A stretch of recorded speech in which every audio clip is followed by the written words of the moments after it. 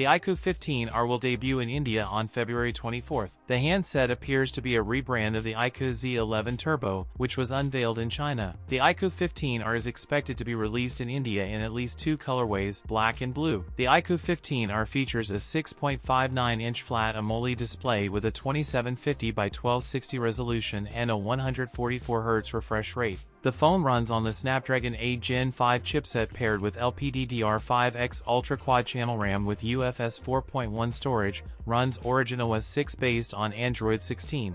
The phone comes equipped with a 200MP large sensor main camera, an 8MP ultra-wide camera, a 32MP selfie camera. The 15R houses a 7,600 mAh Blue Ocean battery. It supports 100W ultra-fast charging and bypass charging. The iQOO 15R will also be sold in India on Amazon.in, in addition to the iQOO India online store. It will be priced under 50,000 Indian rupees. That's it for today's video. If you enjoyed it, don't forget to like, comment, and subscribe for more content. Thanks for watching, and I'll see you in the next one.